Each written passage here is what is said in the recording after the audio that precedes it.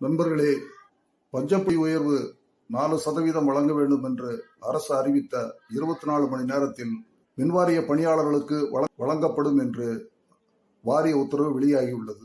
இதுதான் முத்தரப்பு ஒப்பந்தம். முன் அனுமதி பெற வேண்டும். BP2 உள்ள அந்த பாதிப்பை முத்தரப்பு ஒப்பந்தத்திலும் நிரந்தரமாக்கி விட்டார்கள் என்று ஒரு குற்றச்சாட்டை கையெழுத்திட்டவர்கள் மேல் கையெழுத்திடாதவர்கள் சொன்னார்கள். BP2ல சரத்து 4 என்ன சொல்லி இருக்குன்னா, டியர்னஸ் அலவன்ஸ் அரசு அனௌன்ஸ் பண்ணும்போது மின்சார வாரிய பணியாளர்களுக்கு கொடுக்கணும்னா கொடுக்கக்கூடிய நிதி இருக்கிறதா என்பதை விளக்கி அரசுக்கு ஒரு கடிதம் எழுதி அதை அரசு திருப்திப்பட்டால் உங்களுக்கு கொடுக்கலாம் என்று அரசு சம்மதிக்கும், இல்லாவிட்டால் மறுத்துவிடும். இது 4. 9 என்ன சொல்லியிருக்காங்கன்னா, மின்சார வாரிய பணியாளர்களுக்கு conveyance advance, house building advance, educational advance, computer advance போன்ற முன்பணங்களை வழங்க கூடாது என்று தெளிவாக சொல்லிவிட்டது. காரணம் இது லாஸ் கோயிங் பப்ளிக் செக்டார். இப்போ அது உண்மையிலேன்னு ஆகிப்போச்சு. எது உண்மையிலேன்னு, முன் அனுமதி பெற வேண்டும் என்ற சரத்து முத்தரப்பு ஒப்பந்தத்தில் அடிபட்டு விட்டது. முத்தரப்பு ஒப்பந்தத்தில் என்ன இருக்கிறது உண்மையில்?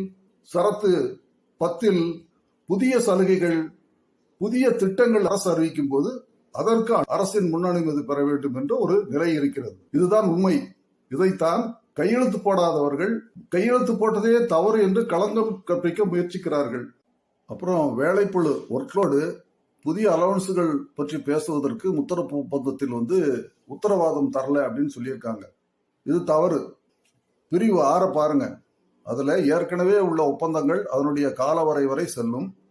புதிய ஒப்பந்தங்கள் எதுவாக இருந்தாலும் புதிய கம்பெனிகளிடம் உரிய காலத்தில் ஒப்பந்தம் டோல் 3 செட்டில்மெண்ட் ஏற்படுத்த வசதி செய்து தரப்படும் என்று பிரிவு 6ல சொல்லியிருக்காங்க.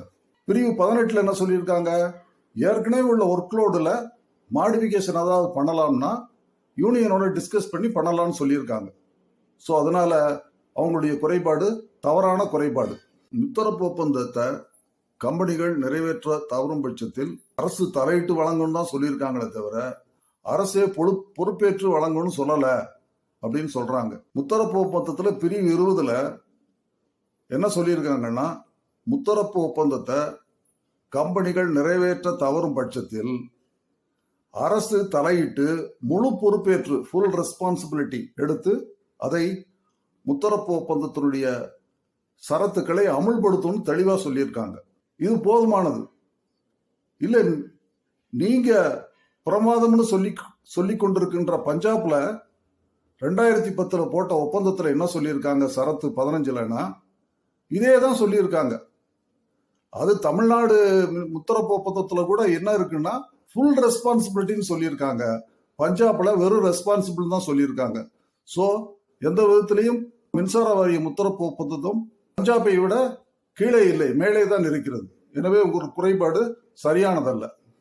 அரசு ஆணையில் தெரிவித்த கிரீவன்ஸ் கமிட்டி முத்தரப்பு ஒப்பந்தத்தில் அகற்றப்பட்டிருப்பதாக சொல்கிறார்கள். கிரீவன்ஸ் கமிட்டினா இவங்க வேற ஏதோ நினைச்சிட்டு இருக்காங்க, எல்லாத்தையும் சொல்லலாம்னு நினைச்சிட்டு இருக்காங்க. அப்படி இல்ல. கிரீவன்ஸ் கமிட்டின்றது தமிழ்நாடு எலக்ட்ரிசிட்டி போர்டுல இருந்து கம்பெனிகளுக்கு மாற்றப்படும் டிரான்ஸ்பர் ஸ்கீமில் ஏதாவது குறைபாடுகள் இருந்தால் அது குறித்து முறையிடுவதற்குத்தான் கிரீவன்ஸ் கமிட்டி. அந்த டிரான்ஸ்பர் என்பது 1/11/2010 இருந்து 30/4/2024 வரை இவ்வளவு நாட்கள் அது அமலில் இருந்திருக்கிறது. ஏதாவது குறைபாடுகள் இருக்கின்றது என்றால் 21 சங்கங்களுக்கும் எந்த குறைபாடுகளும் டிரான்ஸ்பர் ஸ்கீம்ல கிடையாது. சோ கிரீவன்ஸ் கமிட்டின்றது கேள்வி எழல. எல்லா யூனியனும் சேர்ந்து கேட்ட ஒரே ஒரு விஷயம் 1/11/2010 அதை மட்டும் அசான் டேட்டுன்னு மாத்துங்கன்னு சொன்னாங்க. அதுதான் கிரீவன்ஸ். அதை டைரக்டா வச்சுட்டோம். போர்டோ மின்சார வாரியம் அது கரெக்ட் பண்ணிருச்சு. 14 வருஷமா கிரீவன்ஸ் கமிட்டியை பத்தி பேசாதவங்க ஏன் வாரியம் டிராப்ட் ப்ரொபோசலை கொடுத்து 2 நாள் டைம் கொடுக்கும் போது கூட நீங்க கிரீவன்ஸ் கமிட்டியை பற்றி பேசாதவங்க கையெழுத்து போடல அப்படின்ற நிலைமை வந்த உடனே கிரீவன்ஸ் கமிட்டி எல்லாம் பத்தி பேசுறீங்க. இதனால என்ன பிரயோஜனம்? உங்களுக்கு தேவைன்னா நீ கிரீவன்ஸ் கமிட்டி வேணும், நீ ரெப்ரசன்ட் பண்ணிருக்கலாம். நீங்க முத்தரப்பு ஒப்பந்தத்தவே வேணாம்னு சொன்ன ஆளுங்க எல்லா கிரீவன்ஸும் செட்ரைட் ஆகி முத்தரப்பு ஒப்பந்தம் பரிபூர்ணமாக ஏற்பட்டிருக்கிறது. 30/4/2024 டிரான்ஸ்பர் ஸ்கீம் முடிய போகுது. சோ கிரீவன்ஸ் கமிட்டி என்பது தேவையில்லை.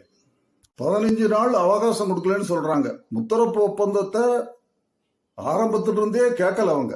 சொல்ல போனா ஜாயிண்ட் ஆக்ஷன் கமிட்டியில முத்தரப்பு ஒப்பந்தத்துக்கு எதிராக தான் இவங்க நிலைப்பாடு எடுத்திருக்காங்க. எல்லாத்துக்கும் தெரிஞ்ச விஷயம்தான்.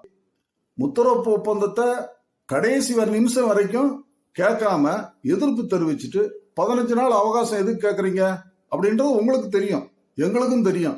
நம்ம 2 பேருக்கு தெரிஞ்சது வாரியத்துக்கு அரசுக்கு தெரியாமலா போகும்? 15 நாள் அவகாசத்துல நீங்க என்ன பண்ணுவீங்க? முத்தரப்பு ஒப்பந்தத்தை தாமதப்படுத்துவீங்க, முடிஞ்சா தடுப்பீங்க, இல்லாட்டி கோர்ட்டுக்கு போவீங்க. இதுதானே செய்ய போறீங்க. அதுக்கு 15 நாள் இதுக்கு அவகாசம் கொடுக்கணும்னு வாரியம் அரசும் நினைச்சிருக்கலாம். அப்புறம் கலந்து பேசவில்லை அப்படின்னு சொல்றீங்க. கலந்து பேசவில்லை என்று நீங்கள் சொல்லுகிறீர்கள். நீங்க தான் சொல்றீங்க 2012லயும் 2020லயும் இது விஷயமா கருத்து கேட்டிருக்காங்கன்னு சொல்லிருக்கீங்க. இன்னைக்கு ஒரு கருத்து கேட்டுட்டு தான் இருக்காங்க. உங்க கருத்து எதையுமே நீங்க வாரியத்துல வைக்கவே இல்லை. எனவே உங்களிடம் கலந்து பேசுவதால் நீங்கள் ஒன்றும் ஒப்பந்தத்துக்கு சாதகமாக இருக்க போவதில்லை என்று வாரியம் கருதி இருக்கிறது. எனவே கலந்து பேச வாரியம் உங்களை அழைக்கவில்லை. கலந்து பேச வேண்டிய தேவையும் ஏற்படவில்லை. ஏனென்றால் ஒப்பந்தம் என்ன வரம்பிற்கு உட்பட்டு ஒப்பந்தம் ஏற்பட வேண்டும் என்று மின்சார சட்டம் சொல்லி இருக்கிறதோ அந்த வரம்பிற்குள் அது தெளிவாக ஒப்பந்தத்தை ஏற்படுத்தி இருக்கிறது. எனவே இது கலந்து பேசுவதற்கு ஒன்றுமில்லை. பஞ்சாப் முத்தரப்பு ஒப்பந்தத்தையும் கேரளா முத்தரப்பு ஒப்பந்தத்தையும் பாராட்டி பேசியிருக்கிறீர்கள். பஞ்சாப் முத்தரப்பு ஒப்பந்தத்தில் என்ன சொல்லியிருக்காங்க? பிரிக்கப்படும் கம்பெனிகள் அரசு கம்பெனிகளாகவே இருக்கும், ரீஸ்ட்ரக்சரிங் செய்யப்பட மாட்டாது, தனியார் மயமாக்கப்பட மாட்டாது என்று சொல்லியிருப்பதாக பி என்ற ஒரு பிரிவிலே நீங்கள் சுட்டிக்காட்டியிருக்கிறீர்கள்.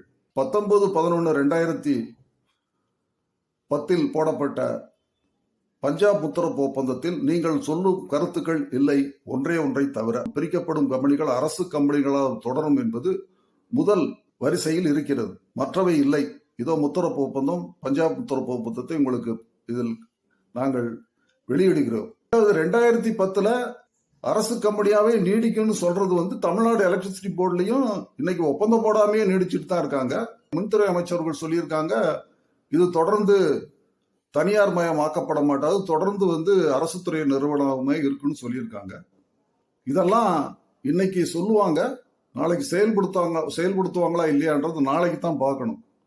ஏன்னா சட்டத்தில், மின் சட்டத்தில் பிரிக்கிறதுக்கு, ரீஸ்ட்ரக்சரிங் பண்றதுக்கெல்லாம் அரசுக்கு அதிகாரம் கொடுத்திருக்கிறார்கள். அதை பயன்படுத்தும் போது இதை நாம் தடுக்க முடியாது. நம் பணியாளர்கள் நலன் குறித்து மட்டும்தான் பேச முடியும் என்பதை தொழிற்சங்கங்கள் தெரிந்து கொள்ள வேண்டும். நிர்வாக விஷயத்தில் நாம் தலையிட முடியாது. பஞ்சாப் முத்தரப்பு ஒப்பந்தம் குறித்து 10(1) காலி பணியிடங்களை குறிப்பிட்ட கால வரைக்குள் நிரப்பப்படும் என்று உத்தரவாதம் அளிக்கப்பட்டிருப்பதாக கூறியிருக்கிறீர்கள். அவ்வாறு 10(1) சரத்து என்பதை நாங்கள் இங்கு 10வது சரத்திலே உங்களிடம் காட்டுகின்றோம். அப்படி ஒரு சரத்து முத்தரப்பு ஒப்பந்தத்திலே இடம்பெறவில்லை. கடந்த 23/12/2023 பஞ்சாப் அரசு ஊழியர்களுக்கு பஞ்சப்படியினை அறிவித்திருக்கிறது. 38% பஞ்சப்படி 1/12/2023 வழங்கப்படும் என்று சொல்லியிருக்கிறார்கள். கேரளாவை எடுத்துக்கொண்டால் டிரான்ஸ்மிஷன் ஏரியாவில் 90% ஒர்க்கை அவுட் சோர்சிங் விட்டுட்டாங்க.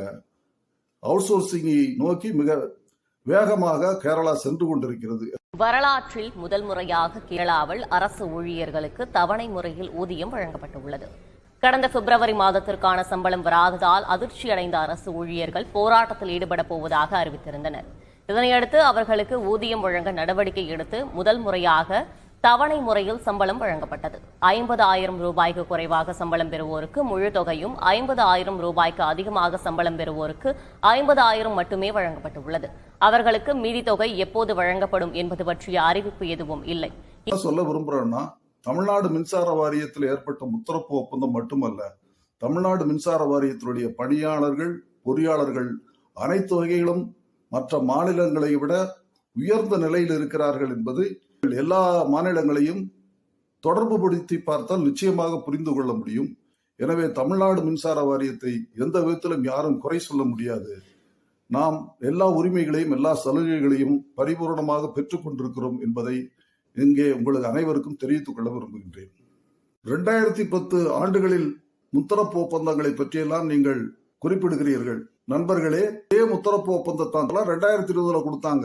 அந்த முத்தரப்பு ஒப்பந்தத்தை தேவையில்லைன்னு சொல்லி அதை விட 2010 ஒரு அமைப்பு போட்ட வழக்குல எல்லா உறுதியும் கொடுத்திருக்காங்க. முத்தரப்பு ஒப்பந்தம் தேவையே இல்லை, எல்லா பாதுகாப்பு இருக்குன்னு சொல்லி மற்ற யூனியன்கள்லாம் அந்த ஒப்பந்தத்தை ஏற்காதபடி செய்து விட்டீர்கள். என்ஜினியர்ஸ் யூனியன் மட்டும் அந்த ஒப்பந்தத்தை ஏத்துக்கணும்னு சொல்லிச்சு. எங்க கருத்து எடுபடவில்லை 2020. ஆனா 4 வருஷத்துல இன்ஜினியர்ஸ் யூனியனோட சேர்ந்து 20 தொழிற்சங்கம் ஒப்பந்தத்துக்கு தயாரா இருக்கிறது. எப்படி? இதுதான் காலத்தில் மாற்றம். உங்களுடைய வழக்கு இந்த உரிமைகளை பாதுகாக்கவில்லை என்பதுதான் உண்மை. பணியாளர்களுடைய பாதிப்பை தடுப்பதற்கு எல்லா சங்கங்களும் தெளிவாக முடிவு செய்துதான் இந்த முத்தரப்பு ஒப்பந்தத்திலே கையெழுத்து போட்டிருக்கிறார்கள். அதன் மூலம் தான் இந்த பணியாளர்கள் இன்று பாதுகாக்கப்பட்டிருக்கிறார்கள். நஷ்டத்தை தொழிற்சங்கங்களாகிய நாமளும் நஷ்டத்தை குறைக்க போறதில்ல. யாரு நஷ்டத்தை குறைக்கணும்ன்ற அதிகாரம் பெற்றவங்களும் அவங்களும் குறைக்க போறதில்ல. ஆக ஒரு திவால் நிலைக்கு மின்சார வாரியம் போயிட்டு இருக்குங்க. மின்சார வாரியத்தை யாருனாலையும் காப்பாற்ற முடியாதுன்னு நம்ம தெரிஞ்சுக்க வேண்டிய ஒரு விஷயம். அப்படி காப்பாற்ற முடியாத வகையில் இருக்கக்கூடிய நமக்கு நமது பணியாளர்களையாவது காப்பாத்திக்கிறணும். இதுதானே புத்திசாலித்தனம். அந்த வகையில பணியாளர்களை, ஓய்வூதியர்களை 2 பிரிவினரையும் காப்பாற்றத்தான் இந்த முத்தரப்பு ஒப்பந்தம் போட்டிருக்கின்றோம். இது முழுவதுமான ஒரு பாதுகாப்பு என்பதை அனைவரும் தெரிந்து கொள்ள வேண்டும். இதை கையெழுத்திடாத அமைப்புகள் எந்த விளக்கங்களையும் ஏற்க மாட்டார்கள். ஏன்னா அவங்க முத்தரப்பு ஒப்பந்தத்தை வேணாம்னு சொன்னவங்க, எதிர்த்தவங்க, அவங்க அதை ஒத்துக்குருவாங்களா?